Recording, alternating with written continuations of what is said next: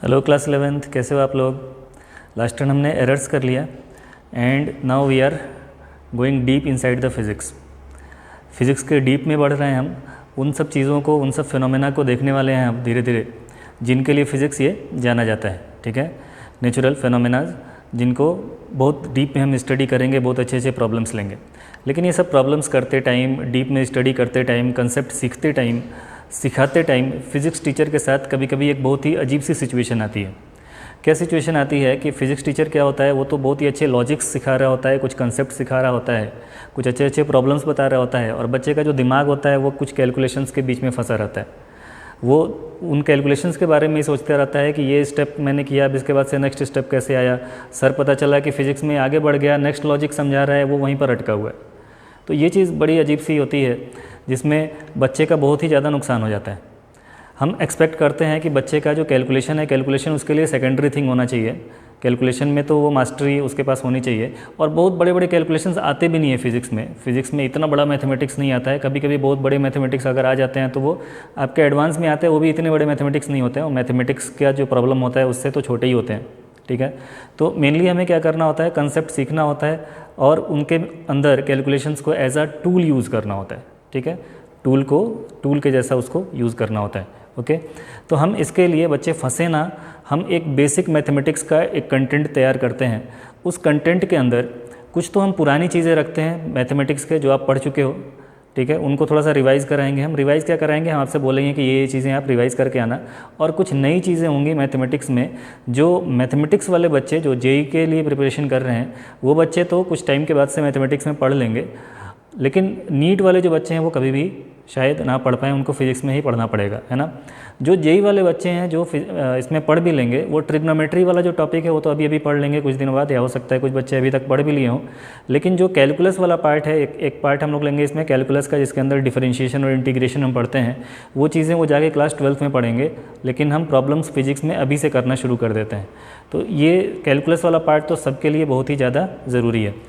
तो मैं आपको सबसे पहले कंटेंट दिखाता हूँ, हम बेसिक मैथमेटिक्स में पढ़ने क्या वाले हैं, क्या क्या डिस्कस करने वाले हैं। तो देखो, इसमें सबसे पहले मैंने लिया है ज्योमेट्री का थोड़ा सा पार्ट मैं लूँगा, क्योंकि कुछ चीज़ें ऐसी होती हैं ज्योमेट्री के अंदर जो क्वेश्चंस के अंदर बार बार आती हैं, तो वो चीज़ें थोड़ा सा रिवाइज़ कर लेना ज़रूरी है। हालांकि ये पुरानी चीज़ें हैं, है ना। तो ज्योमेट्री के अंदर जो मेनली लिया जाएगा, उसके अंदर मीडियन और सेंट्रॉयड में बोलूँगा, क्योंकि फिजिक्स के प्रॉब्लम्स के अंदर सेंट्रॉयड और उसके डिस्टेंस, वर्टेक्स से सेंट्रॉयड का डिस्टेंस, इस चीज़ को बहुत ही ज़्यादा फ्रीक्वेंटली यूज़ किया जाता है। तो मैं इसको अभी आपको बता दे रहा हूँ, बाद में इसको ध्यान रखना, क्योंकि जब प्रॉब्लम्स आएंगे तो फिर दोबारा मैं यहाँ पर नहीं आऊँगा, इस चीज़ को डिस्कस नहीं करूँगा। जो वैल्यूज़ आएंगे उनको डायरेक्टली मैं यूज़ करूँगा। फिर सेकेंड थिंग, इसमें हम कॉन्ग्रुएंसी थोड़ा सा देख लेंगे, आपको पता है ये चीज़, और थोड़ा सा सिमिलरिटी देख लेंगे, सिमिलर ट्रायंगल्स और उनके अंदर कैसे पहचानेंगे सिमिलर ट्रायंगल्स हैं, अगर सिमिलर ट्रायंगल्स हैं तो वो किन कंडीशंस को फॉलो करेगा। और कुछ थ्योरम्स ये आपको पढ़ने होंगे, मैं नहीं बताऊंगा। जो आपने क्लास 9th और 10th के अंदर जो थ्योरम्स पढ़े हैं, उन थ्योरम्स को आपको रिवाइज़ करना होगा। आप जाओगे, अपना बुक उठाओगे और लिस्ट बनाना एक थ्योरम्स का, कैसे कैसे क्या क्या हमने पढ़े हैं। जैसे फॉर एग्जाम्पल आपने पढ़ा कि एक ट्रायंगल है, ट्रायंगल का अगर हम कोई भी 2 पॉइंट ले लें ट्रायंगल के सर्कमफेरेंस के ऊपर, और वहाँ से हम 2 एंगल्स बनाएं सर्कमफेरेंस को टच करते हुए, तो ये एंगल्स हमेशा इक्वल होते हैं। ऐसे ही आपने सुना था जो सर्कल होता है, सर्कल के ऊपर अगर हम कॉर्ड बनाएं एक, है ना, और सेंटर से उसके ऊपर परपेंडिकुलर डालें तो वो परपेंडिकुलर इसको बाइसेक्ट करता है। तो ये सब चीज़ें छोटे छोटे थ्योरम्स हैं, उसको आप लोग खुद ही रिवाइज़ करोगे, है ना। ये सब चीज़ें थोड़ा सा मैं डिस्कस कर दूंगा। नेक्स्ट इसके बाद से हम लोग लेंगे ट्रिग्नोमेट्री थोड़ा सा लेंगे हम, पुराना वाला, वो मैं आपको याद दिला दूंगा। और कुछ ट्रिग्नोमेट्री यहाँ पे नया होगा जो अभी तक आपने क्लास 10 तक नहीं पढ़ा हुआ है, तो वो ट्रिग्नोमेट्री का पार्ट थोड़ा सा हम लेंगे। और फिर इसके बाद से हम वेक्टर स्टार्ट करेंगे। वेक्टर बिल्कुल आपके लिए नया टॉपिक है, ये भी मैथमेटिक्स का ही ब्रांच, मतलब मैथमेटिक्स का ही एक ब्रांच है वेक्टर। मैथमेटिक्स में भी बच्चे पढ़ते हैं, लेकिन क्लास 12 में पढ़ते हैं। क्लास 11th में वेक्टर पढ़ते हैं। वेक्टर के बहुत सारे प्रॉब्लम्स भी आते हैं, और ये वेक्टर जो होता है ये हर टॉपिक में लगभग यूज़ भी कर लिया जाता है। तो आपके बुक में, अगर एनसीईआरटी बुक में देखोगे तो एनसीईआरटी बुक का सेक्शन है ये, उसमें एनसीईआरटी बुक में आपके सिलेबस का पार्ट है वेक्टर। लेकिन ये वेक्टर एक साथ नहीं दिया हुआ है, थोड़ा सा चैप्टर 3rd में दिया हुआ है, चैप्टर 4 में, चैप्टर 5 में, चैप्टर 6 में, इस तरह से करके 4 चैप्टर के अंदर मिला के थोड़ा थोड़ा करके वेक्टर्स ये गिवन है। इसी तरह से फिर नेक्स्ट हम करेंगे, वेक्टर करने के बाद से कैलकुलस स्टार्ट करेंगे। कैलकुलस के अंदर कई सारे पार्ट्स होंगे। कैलकुलस के अंदर एक पार्ट होगा आपका डिफरेंशिएशन, एक होगा इंटीग्रेशन, और इनका जो एक एप्लीकेशन होता है जिसे हम बोलते हैं डिफरेंशियल इक्वेशन। तो इतने सारे पार्ट्स हम लोग यहाँ पे डिस्कस करने वाले हैं। तो चलो वन बाय वन स्टार्ट करते हैं।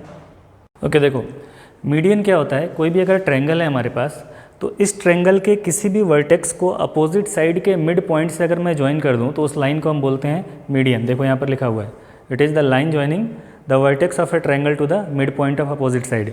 सपोज यहाँ पर एक वर्टेक्स मैंने लिया है ए वर्टेक्स से मैं अपोजिट साइड, इसका अपोजिट साइड ये है, इसके मिड पॉइंट को मिलाते हुए एक लाइन बना दूँ तो दिस इज़ कॉल्ड मीडियन।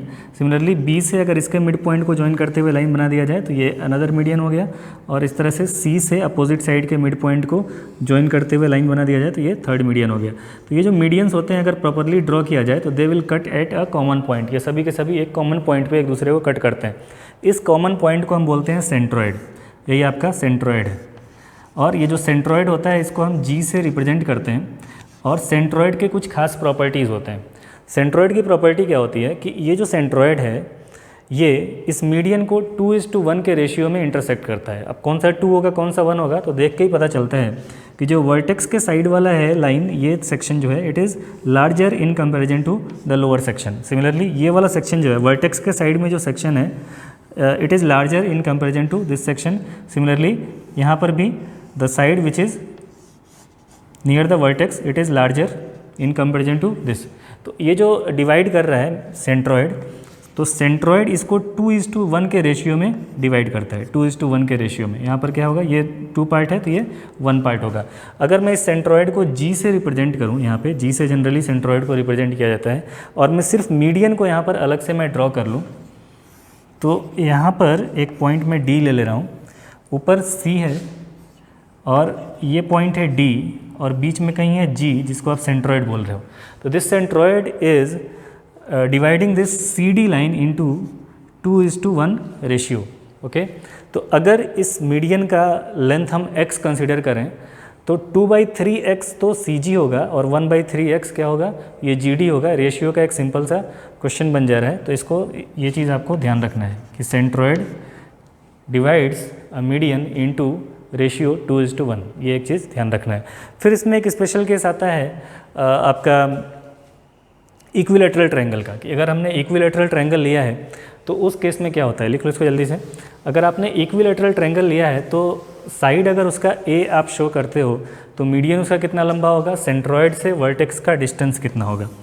तो इक्विलेटरल ट्रायंगल आपको पता है जिसका साइड इक्वल होता है, ए है सपोज। ओके, और इसका मीडियन अगर मैं ड्रॉ करूं तो ये एक मीडियन होगा। ज़रा इस मीडियन का मैं लेंथ फाइंड करना अगर चाहूँ तो इसके लिए, इस वाले ट्रायंगल के लिए आपने थ्योरम पढ़ा है कि इसका मीडियन जो होगा ये इसको क्या करता है, परपेंडिकुलर बाइसेक्ट करता है ना। तो अगर ये पूरा लेंथ a है तो ये लेंथ हो जाएगा आपके पास a/2। मैं चाहूँ तो एंगल लेके भी बता सकता हूँ, लेकिन अभी मैंने ट्रिग्नोमेट्री नहीं बताया है तो मैं उस चीज़ को फॉलो कर रहा हूँ। हालांकि आप एंगल लेके ज़्यादा इजीली कर सकते हो। ये लेंथ अगर मैं फाइंड करना चाहूँ, सपोज़ ये है a, चलो उससे वैसा ही ले लेता हूँ मैं। ये वाला था आपका a और ये था b और ये था c। तो अगर मैं c और ये d, सी डी अगर मैं फाइंड करना चाहूँ तो इस वाले ट्रायंगल को देखो, ये वाला ट्रायंगल देखो। इस वाले ट्रायंगल में आप पाइथागोरस थ्योरम अप्लाई कर दो और आपको क्या चाहिए, परपेंडिकुलर चाहिए। तो आप लिख सकते हो C D is equal to, Pythagoras theorem apply कर रहा हूँ मैं, स्क्वायर रूट ऑफ ये लेंथ कितना है ए सी स्क्वायर माइनस ये लेंथ हो गया आपके पास A D square. A C is equal to है ए, तो A square minus A D is equal to a/2 है। ये क्या है, ये a/2 है। तो a/2 whole square means a²/4। तो ये हो जाएगा 4a² माइनस a², 3a²/4, तो √3a/2। √3a/2 ये क्या आ गया आपके पास, सी डी आ गया। ये आपके पास सी डी आ गया। अब ये जो सी डी है, इस सी डी को सेंट्रॉयड 2:1 रेशियो में डिवाइड करता है। यहाँ पर मैंने लिख दिया, ये जो जी है ये सी डी को 2:1 रेशियो में डिवाइड करेगा। तो if I want to find the distance of centroid from vertex, C G अगर मैं फाइंड करना चाहूँ इसमें, तो C G is equal to हो जाएगा, C G is equal to 2/3 of C D. 2/3 of what, C D. तो 2/3 of C D क्या है, √3a डिवाइडेड बाई 2। तो ये 2 तो यहाँ पे कैंसिल हो जाएगा, 3 से √3 कैंसिल हो जाएगा, तो आ जाएगा आपके पास a divided by √3, a divided by √3। तो ये इक्विलेटरल ट्रायंगल के लिए ये चीज़ आपको हमेशा याद रखना है। जनरली हम लोग इस चीज़ को, ये जो सी जी मैंने फाइंड किया है, इसको बहुत ही ज़्यादा यूज़ करते हैं हम। इलेक्ट्रोस्टैटिक्स जब 12th में पढ़ते हैं तो वहाँ पर यूज़ कर लेते हैं, ग्रेविटेशन में भी हम इस चीज़ को यूज़ कर लेते हैं। ग्रेविटेशन तो आपने पढ़ा ही है, तो उसमें मैं बोलता हूँ कि ये तीनों मासेस M1 M2 M3 अगर रख दिए जाएँ इक्विलेटरल ट्रायंगल के कॉर्नर्स के ऊपर और एक मास यहाँ भी रख दें, तो बताओ इन दोनों के बीच में फोर्स कितना लगेगा। तो फोर्स के लिए आपने फॉर्मूला क्या पढ़ा था, G M1 M2 divided by R²। तो अगर एक सेंट्रॉइड के ऊपर मास रखा हुआ है, एक यहाँ पर रखा हुआ है, तो इन मासेस के बीच का डिस्टेंस कितना होगा, CG के बराबर होगा। तो ये CG आपको पता होना चाहिए, CG आपको नोन होना चाहिए। क्या होता है CG? है A डिवाइडेड बाई √3। ओके, तो ये हमने थोड़ा सा पढ़ लिया मीडियन और सेंट्रॉइड के बारे में। चलो नेक्स्ट देखते हैं। तो कॉन्ग्रुएंसी ऑफ ट्रायंगल्स, कॉन्ग्रुएंसी कब होती है, दो शेप्स कब कॉन्ग्रुएंट कहलाते हैं? कॉन्ग्रुएंट तब दो शेप्स कहलाते हैं जब एक शेप के ऊपर दूसरा हम रखें और उसको पूरा कवर कर लेता है, तो उसको हम बोलते हैं कॉन्ग्रुएंट। जैसे मेरा ये हाथ है, ये पाम एक है मेरा, अगर मैं इस पाम के ऊपर अपना दूसरा पाम रखता हूँ तो ये पूरा इसको कवर कर लेता है, पूरी तरह से अच्छी तरह से ढक लेता है। तो मैं बोल दूंगा कि ये बोथ पाम्स मेरे जो हैं दीज आर कॉन्ग्रुएंट, है ना। दो चीज़ें होती है, कॉन्ग्रुएंसी होती है और एक सिमिलरिटी होती है। दोनों में थोड़ा सा डिफरेंस हमको समझने की कोशिश करनी होगी। ये पहले से जानते हो आप लोग, समझते हो ये सब चीज़ें। देखो यहाँ पर मैंने दो ट्रायंगल बना लिया है, एक ट्रायंगल है ABC और दूसरा ट्रायंगल है PQR। ये दोनों कॉन्ग्रुएंट कब कहलाते हैं? अगर ये दोनों कॉन्ग्रुएंट हैं तो ABC को अगर मैं PQR के ऊपर रखूँगा तो ये इसको पूरा कवर कर लेगा, है ना। जैसे मान लो कि आपके पास एक बुक है और सेम बुक आपके फ्रेंड के पास भी है, तो एक बुक के ऊपर दूसरा रखोगे तो पूरा वो कवर कर लेगा, है ना। तो अगर ये ट्रायंगल इसको पूरा कवर कर रहा है तो हम बोलेंगे इसको कि ये AB जो साइड है ये जरूर AB साइड PQ साइड के बराबर होगा। Similarly AC must be equal to PR and BC must be equal to QR। All the 3 sides of first triangle must be equal to the 3 sides of second triangle. अब देखो ये जो चीज़ें हैं ये मैंने यहाँ पर लिख दिया कि अगर ये ट्रायंगल्स कॉन्ग्रुएंट हैं तो AB PQ के बराबर होना चाहिए, AB is equal to PQ, BC is equal to QR and so on. साथ के साथ इनके एंगल्स भी इक्वल होने चाहिए, करस्पॉन्डिंग साइड्स इक्वल होने चाहिए और करस्पॉन्डिंग एंगल्स इक्वल होने चाहिए। तो करस्पॉन्डिंग एंगल्स क्या है, यहाँ पे अपर एंगल है A is equal to P, ये एंगल A एंगल P के बराबर होना चाहिए, ये वाला एंगल इस वाले एंगल के बराबर होना चाहिए। सिमिलरली ये angle B must be equal to angle Q, angle C must be equal to angle R। Okay, तो इस तरह से कॉन्ग्रुएंसी होती है। ओके, अब देखो ये जो कॉन्ग्रुएंसी है ये तो इसकी प्रॉपर्टी हो गई, इस तरह से ये चीज़ें होती हैं। अब इसको पहचानोगे कैसे? अब अगर इसको पहचानना है तो पहचानोगे कैसे? पहचानने के लिए हर चीज़ आपको पता होना ज़रूरी नहीं है। पहचान के लिए बस थोड़ी सी चीज़ें अगर हमको पता हो तो हम रिकॉग्नाइज़ कर सकते हैं कि दीज 2 ट्रायंगल्स आर कॉन्ग्रुएंट। तो इसको पहचानने का तरीका ये होता है कि अगर आपके पास 2 ट्रायंगल्स हैं और उन दोनों में 2 साइड्स इक्वल हो जाएं, एक ट्रायंगल का एक साइड दूसरे ट्रायंगल के एक साइड के बराबर हो जाए, फिर ये साइड इस साइड के बराबर हो जाए और इनके बीच का एंगल अगर बराबर हो जाए, तो हम पहचान जाएंगे कि ये क्या होंगे, ये कॉन्ग्रुएंट ट्रायंगल्स होंगे। क्या बोला मैंने कि अगर 2 ट्रायंगल्स ऐसे हैं जिनके साइड्स, ये साइड इस साइड के बराबर हो जाए, AB PQ के बराबर हो जाए। सिमिलरली ये जो आपका साइड है BC, ये जो BC साइड है ये QR साइड के बराबर हो जाए और इनके बीच के एंगल्स बराबर हो जाएं, तो सिर्फ इतना देख के आप पहचान सकते हो कि दीज 2 ट्रायंगल्स आर कॉन्ग्रुएंट। अब ये सब चीज़ें हमें नहीं पता है, सिर्फ इतना देख के आप कॉन्ग्रुएंसी पहचान सकते हो। नहीं समझ रहे हो? देखो किसी चीज़ की प्रॉपर्टी अलग चीज़ होती है और उसको पहचानना अलग चीज़ होता है। मेरी क्या क्या प्रॉपर्टीज़ हैं, बहुत सारी प्रॉपर्टीज़ हो सकती हैं और मुझको पहचानोगे कैसे, ये एक अलग चीज़ है। ठीक है, जैसे सपोज़ आपसे किसी ने बता दिया कि मेरी हाइट इतनी है, मेरा कलर ऐसा है और जो भी है मैं यहाँ पे रहता हूँ, 2-3 चीज़ें मेरे बारे में बताई गई आपको और आप पहचान लिए। ठीक है, इंटरनेट पे सर्च करना हुआ, आपसे बोला गया कि ये लिख के सर्च करना और सर ऐसे दिखते हैं, इस तरह से किसी ने थोड़ा सा एक्सप्लेनेशन दे दिया आपको, आपने इंटरनेट पे सर्च किया प्रेप इजी फिजिक्स और देख लिया, सर को पहचान लिया। ठीक है, अब वो रिकॉग्निजेशन अलग चीज़ है। अब मेरी प्रॉपर्टीज़ क्या हैं, जैसे ही आपने मुझको रिकॉग्नाइज़ कर लिया उसके बाद आप बोलोगे कि हाँ सर तो ऐसे हैं, सर ये खाते हैं, सर ये पीते हैं, सर को खाने में ये पसंद है, सर को खेलने में ये पसंद है, सर को पढ़ाने में ये पसंद है। तो ये सब बहुत सारी प्रॉपर्टीज़ हो सकती हैं, वो सबके सब मुझसे एसोसिएटेड हैं, लेकिन हर प्रॉपर्टी रिकॉग्निशन के लिए ज़रूरी नहीं है। रिकॉग्नाइज़ करने के लिए सिर्फ फ्यू प्रॉपर्टीज़ चाहिए। ठीक है, तो जैसे ही आपने इन दोनों को इनको कॉन्ग्रुएंसी रिकॉग्नाइज़ कर लिया, रिकॉग्नाइज़ कर लेने के बाद से ये जितनी भी इनकी प्रॉपर्टीज़ हैं ये सभी के सभी ट्रू होंगी। एक बार आपने देखा कि ये इसके बराबर है, ये इसके बराबर है, इनके बीच के एंगल्स बराबर हैं, फिर आप बोल सकते हो कि अरे ये तो दोनों ट्रायंगल्स कॉन्ग्रुएंट हैं। अगर ये दोनों कॉन्ग्रुएंट्स हैं तो ये जो साइड मुझे नहीं दिया हुआ था ये साइड भी जरूर इस साइड के बराबर होगा। ये जो एंगल्स मुझे नहीं दिए होंगे ये एंगल सी भी एंगल आर के बराबर होना चाहिए, एंगल ए भी एंगल पी के बराबर होने चाहिए। तो इस तरह के जब आप दो साइड और उनके बीच के एंगल को देख के पहचानते हो कॉन्ग्रुएंसी, तो इसको हम लोग बोलते हैं SAS congruency, side angle side. पढ़ा है, ठीक है।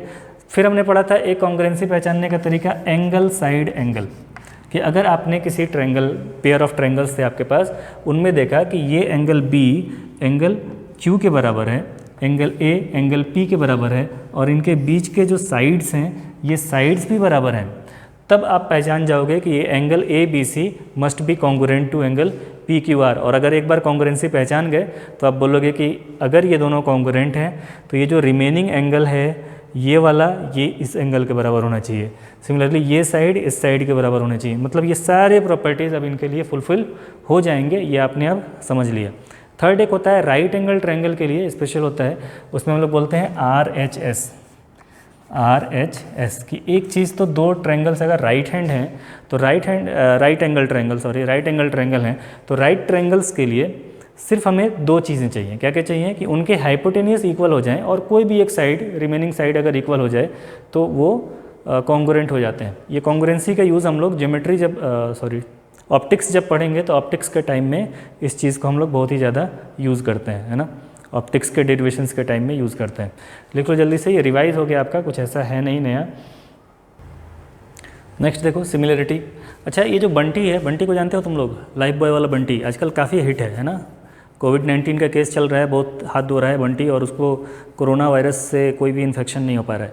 तो आपने देखा होगा एक तो बंटी होता है, एक छोटा बंटी होता है। मतलब लाइफ बॉय का जो एक बड़ा हैंड वॉश का पैक था, एक छोटा पैक था। तो ये दोनों कैसे हैं, कॉन्ग्रुएंट हैं या सिमिलर हैं?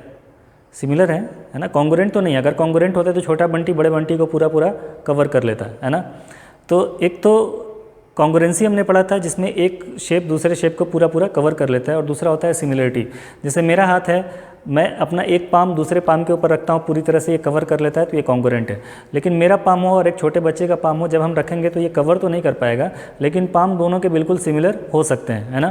तो सिमिलर चीज़ें हैं। सिमिलर का मतलब ये हुआ कि जैसे एक ट्रायंगल है मेरे पास बड़ा है और दूसरा छोटा है, तो ये कॉन्ग्रुएंट नहीं है, बट ये सिमिलर हो सकते हैं। सिमिलर होने का कंडीशन क्या होता है कि अगर ये एंगल किसी एक करस्पॉन्डिंग एंगल के इक्वल हैं, फिर दूसरा एंगल दूसरे एंगल के इक्वल है, तीसरा एंगल तीसरे एंगल के इक्वल है, इस तरह से तीनों एंगल्स एक ट्रायंगल के दूसरे ट्रायंगल के तीनों एंगल्स से इक्वल होते हैं, या यहाँ पे मैंने लिखा है, तो ये सिमिलर हो जाते हैं।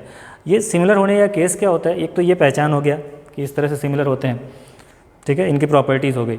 अब पहचानोगे कैसे कि सिमिलर कोई ट्रायंगल्स सिमिलर है कि नहीं है? तो जो हमारे कोर्स में सबसे, मैथमेटिक्स में कई सारी चीज़ें तुमने पढ़ी होगी, हमारे कोर्स में जो सबसे ज़्यादा फ्रिक्वेंटली यूज़ होने वाली चीज़ें आती हैं, उसमें हम लोग बोलते हैं कि अगर एक ट्रायंगल है इस तरह से, और इस ट्रायंगल के किसी भी साइड के पैरेलल आप एक लाइन ड्रॉ कर दो, ठीक है, किसी भी साइड के पैरेलल आप एक लाइन ड्रॉ कर दो, जैसे इस वाले साइड के पैरेलल आपने एक लाइन ड्रॉ कर दिया, तो ये जो ट्रायंगल एक बना है, एक जो बड़ा ट्रायंगल था आपके पास पहले ही था, वो ABC पहले से ही एक ट्रायंगल था, और फिर आपने ये एक लाइन यहाँ पर ड्रॉ किया।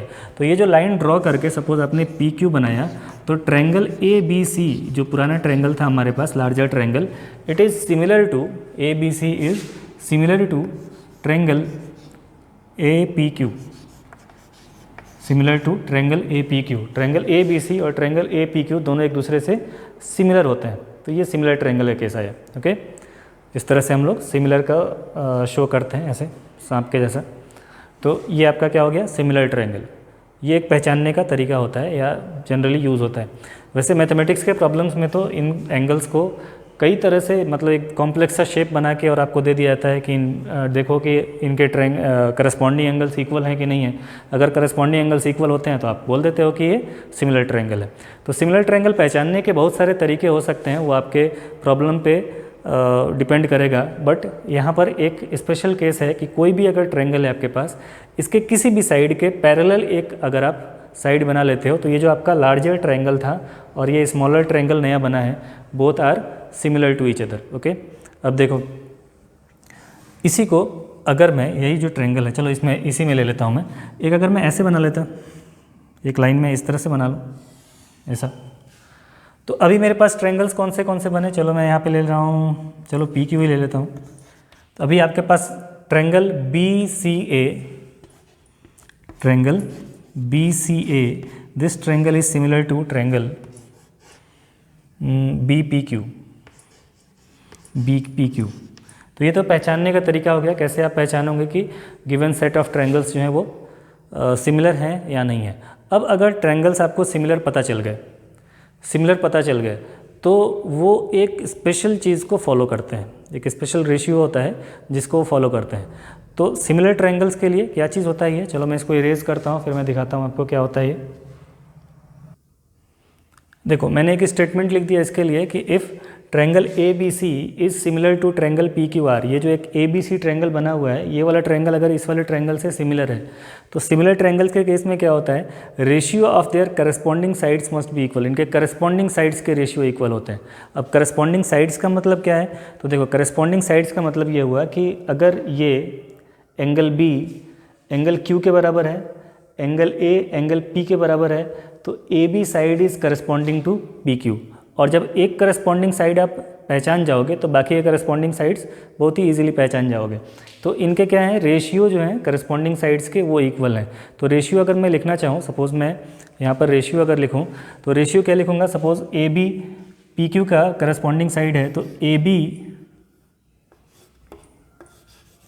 डिवाइडेड बाई पी क्यू, ये एक करस्पॉन्डिंग साइड का रेशियो हो गया। अब दूसरे सेट लो करस्पॉन्डिंग साइड्स के, वो रेशियो भी फाइंड करो, करस्पॉन्डिंग साइड्स का एक और सेट लो, वो रेशियो भी फाइंड करो। जैसे ये ए सी साइड जो है ये पी आर साइड के करस्पॉन्डिंग है, तो इनका रेशियो जो होगा A C divided by P R, this ratio must be equal to the ratio of previous corresponding sides. क्या लिखा मैंने, A C divided by P R, A C divided by P R. तो ये corresponding sides का ratio आपने find किया A B divided by P Q. यही same ratio इन साइड्स के लिए भी होना चाहिए और इन साइड्स के लिए भी होना चाहिए। अब थर्ड क्या बचा सेट मेरे पास, थर्ड सेट बचा मेरे पास क्या बचा, B C divided by Q R, B C divided by Q R. तो ये इनके लिए प्रॉपर्टी होती है। ये भी हम लोग ऑप्टिक्स में बहुत ज़्यादा यूज़ करते हैं, कई जगह और भी आ जाता है सिमिलर ट्रायंगल का केस। तो ये चीज़ें हमने थोड़ा सा ज्योमेट्री के अंदर देख लिया। अब देखो कुछ चीज़ें इसमें आपको और भी पढ़नी होंगी जो आपने पहले से पढ़ रखी है। जैसे थ्योरम्स जितने भी आपने पढ़े हैं, सर्कल से रिलेटेड, टेंजेंट से रिलेटेड और ट्रायंगल से रिलेटेड, ये सिमिलर ट्रायंगल से भी कई सारे थ्योरम आपने पढ़े हैं, कॉन्ग्रुएंसी के भी कई सारे थ्योरम्स पढ़े हैं। तो ट्रायंगल के थ्योरम्स आपने क्लास 9th में पढ़े थे और सर्कल्स के थ्योरम जो थे वो आप क्लास 10th में पढ़े थे। सर्कल्स के कुछ थ्योरम शायद आपने क्लास 9th में भी पढ़ा है। तो ये सभी थ्योरम्स को बिल्कुल अच्छी तरह से रिवाइज कर लेना है। आप एक अपने हाथ से एक लिस्ट बना लेना थ्योरम्स के। अगर अपने हाथ से खुद अपने डायरी में आप लिस्ट बनाते हो तो that will be most effective, है ना। वैसे ये लिस्ट आपको इंटरनेट पे हो सकता है मिल जाए कहीं पे PDF फॉर्म में कि थ्योरम्स कौन से हमने क्लास 9th में क्लास 10th में पढ़े हैं। सिर्फ उनका डेरिवेशन नहीं चाहिए हमको, सिर्फ थ्योरम्स चाहिए, है ना।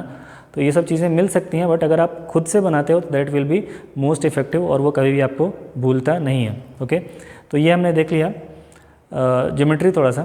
अब चलो ट्रिग्नोमेट्री पे आते हैं। देखो ट्रिग्नोमेट्री क्या होता है, ट्रिग्नोमेट्री में हम किसी ट्रायंगल की स्टडी करते हैं। ट्रिग्नोमेट्री में ये ट्रायंगल से रिलेटेड है, फर्स्ट वाला ट्रिग्नो, और मेट्री मतलब मेजरमेंट है ना। तो ट्रिग्नोमेट्री ट्रायंगल से रिलेटेड होता है और बच्चे ये सोचते हैं कि स्पेशली ये आपका राइट एंगल ट्रायंगल के लिए, राइट ट्रायंगल के लिए ही वैलिड है। ऐसा नहीं है, ये ट्रिग्नोमेट्री सभी तरह के ट्रायंगल्स के लिए वैलिड होता है। फॉर एग्जाम्पल अगर मेरे पास ट्रायंगल एक है, कोई सा भी ट्रायंगल हो, कोई भी ट्रायंगल हो, तो इसके अंदर ये एंगल्स मैं बोल दे रहा हूँ ABC वर्टिक्स हैं, यहाँ पे एंगल A B और एंगल C हो जाएगा। एंगल A के सामने वाले साइड को अगर मैं A बोल दूँ और B के साइड वाले को B बोल दूँ और इसके सामने वाले साइड को C बोल दूँ, तो ये एंगल्स हैं capital A, capital B and capital C, और साइड्स हैं इनके लिए स्मॉल a, स्मॉल b और स्मॉल c। ये 6 चीज़ें हैं, 6 पैरामीटर्स हैं।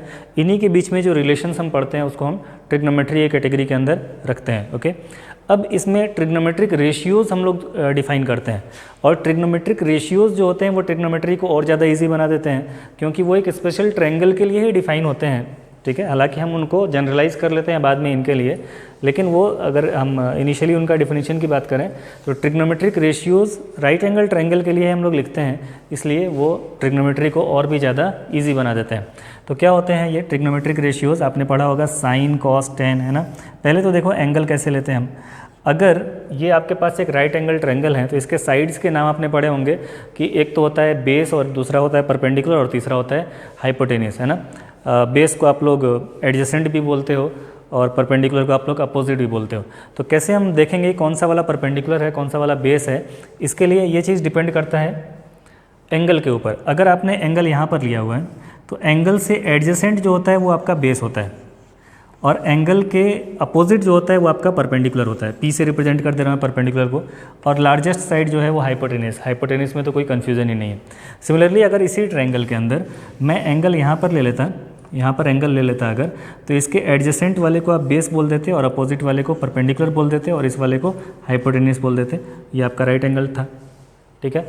तो ध्यान रखना हमेशा कि बेस कौन सा है परपेंडिकुलर कैसे कौन सा है। बच्चे बहुत सारे सिली मिस्टेक्स इसमें करते हैं, तो इस तरह का मिस्टेक हमको नहीं करना है, ठीक है। जब हम फिज़िक्स पढ़ें तो फिज़िक्स के टाइम में इस तरह का मिस्टेक मैं नहीं चाहता हूँ। मैं चाहता हूँ आप अगर आप कोई कंसेप्ट में चूक रहे हो तो मुझे बताओ, लॉजिक्स में चूक रहे हो तो बताओ। ये छोटे छोटे इस तरह के पिक्चर टाइप के क्वेश्चंस, इनमें क्या तुम लोग मिस्टेक करोगे?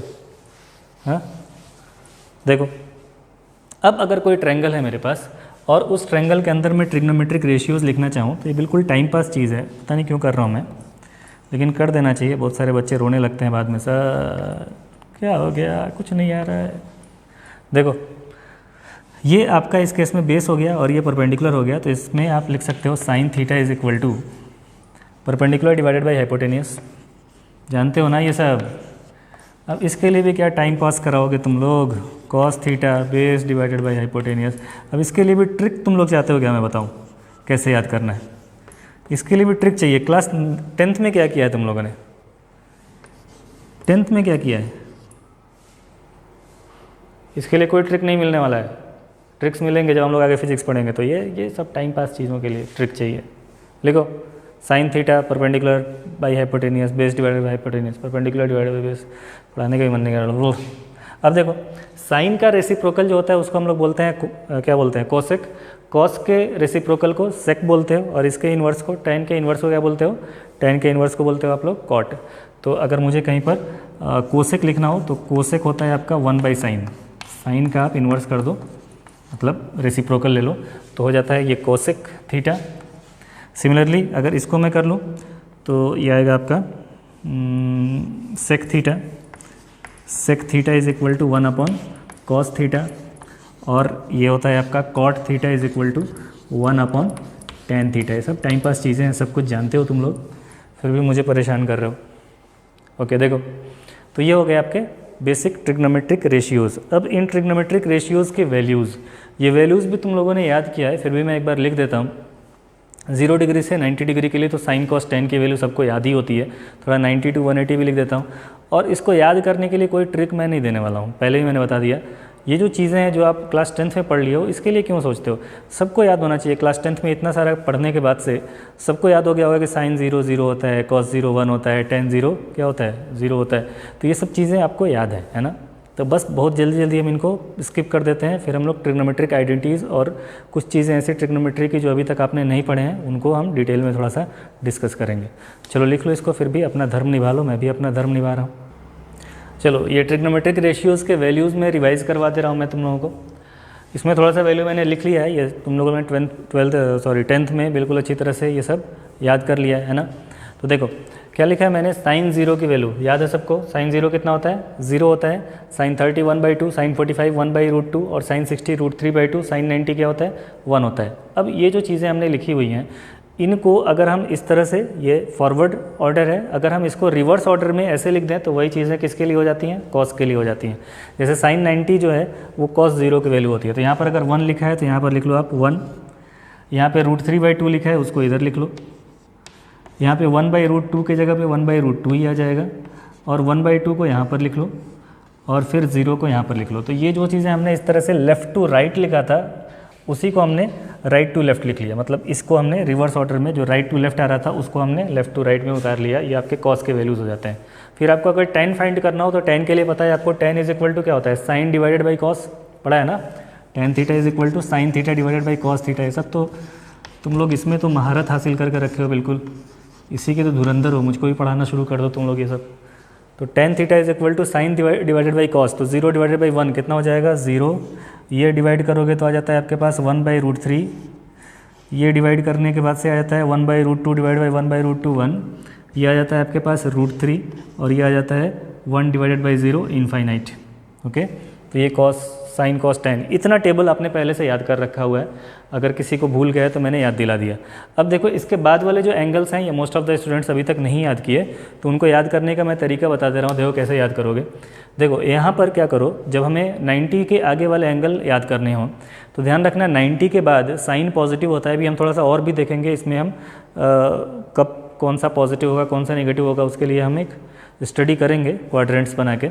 अभी के लिए देख लो, अभी के लिए ध्यान रखो कि साइन पॉजिटिव होता है आपका और कॉस और tan 90 के बाद से नेगेटिव हो जाते हैं। सिर्फ साइन ही 90 के बाद पॉजिटिव होता है और साइन के साथ 1/sin जो कि कोसेक होता था वो पॉजिटिव होता है। ओके, अब देखो अगर मुझे यहाँ पर 120 चाहिए तो मैं क्या करूँगा, एज्यूम करूँगा कि मैंने यहाँ पर एक मिरर रख दिया है। क्या रख दिया, यहाँ पे एक मिरर रख दिया है, एक यहाँ पर मिरर रख दिया। कहाँ पर, ये जो 1 लिखा हुआ था ना, इसी 1 को आगे बढ़ाओ और मिरर बना लो।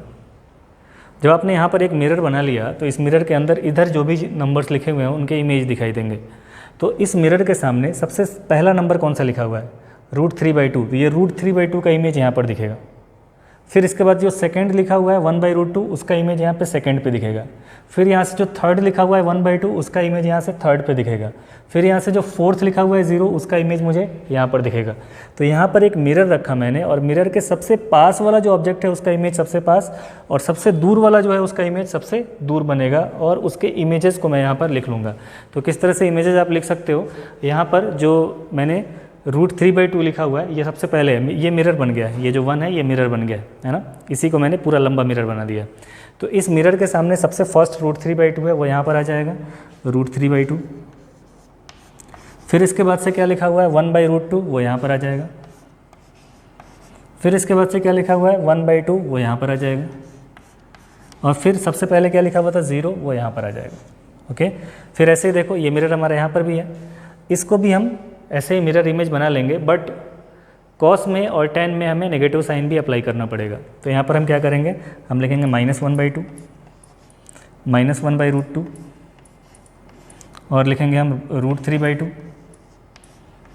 और लिखेंगे हम 1, लेकिन सब नेगेटिव के साथ, सभी नेगेटिव के साथ। फिर ये मिरर हमारा यहाँ पर यहाँ तक भी आया हुआ है, इसका भी मिरर इमेज आप उधर लिख लोगे। क्या आ रहा है मिरर इमेज, √3 का मिरर इमेज आएगा आपके पास √3 है ना। यहाँ से फर्स्ट पे √3 है तो √3 आ जाएगा, 1 है तो 1 आ जाएगा, फिर 1/√3 है तो 1/√3 आ जाएगा, फिर 0 है तो 0 आ जाएगा। बट यहाँ पे सब कुछ नेगेटिव होना चाहिए, 90 के बाद सब कुछ नेगेटिव। तो ये आपने ट्रिग्नोमेट्रिक रेशियोज़ लिख लिए।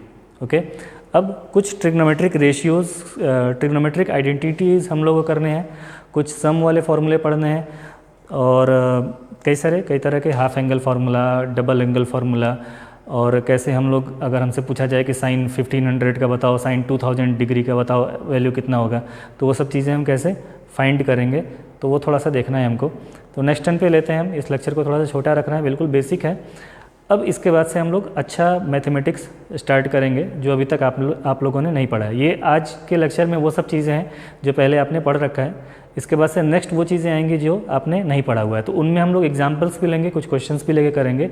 आज के लेक्चर में आपने ध्यान दिया होगा मैंने एक भी एग्जाम्पल नहीं लिया, सिर्फ मैंने इन सब चीज़ों को जो भी आपने पढ़ा हुआ है उसको 1 by 1 मैं एक्सप्लेन करता गया। क्वेश्चंस एग्जाम्पल्स एक भी नहीं लिया क्योंकि ये सब चीज़ें पुरानी हैं, इसमें टाइम वेस्ट करके फ़ायदा है नहीं। ठीक है, नेक्स्ट जब हम लोग नई चीज़ें पढ़ेंगे मैथमेटिक्स में, बेसिक मैथमेटिक्स में, वो जब आपके लिए नहीं होंगी तो उसके कुछ एग्जाम्पल्स भी हम लोग लेते रहेंगे ज़रूरत के हिसाब से। ठीक है, और बेसिक मैथमेटिक्स के फॉर्मूलों का लिस्ट बनाना शुरू कर दो। मैंने आपको फर्स्ट लेक्चर में ही बोला था कि आप एक डायरी बनाओगे और उस डायरी के अंदर सिर्फ उतना ही फार्मूला लिखोगे जितना एक दिन के अंदर पढ़ा है। तो अगर अभी तक आपने वो डायरी नहीं बनाया है तो अब वो डायरी आप मेंटेन कर लो, डायरी बना लो, और डेली उस डायरी के अंदर कितना लिखना है, जितना आज आपने पढ़ा है सिर्फ उतना ही लिखोगे, उससे आगे एक डेसिमल भी नहीं लगाओगे, एक पॉइंट भी नहीं लगाओगे उसके अंदर। ओके, ये नहीं कि 3 दिन 4 दिन 1 हफ्ते का जमा करके रखा है और सारा एक साथ लिखने बैठ गए कि आज तो हम फार्मूला का बिल्कुल फार्मूला किंग बन जाएंगे। तो फार्मूला किंग नहीं बन पाओगे, ठीक है। डेली लिखने से फार्मूला किंग बनोगे। आ रहा है समझ में? चलो ठीक है, फिर आज तो थोड़ा सा पढ़ा, एंजॉय करो। Bye bye.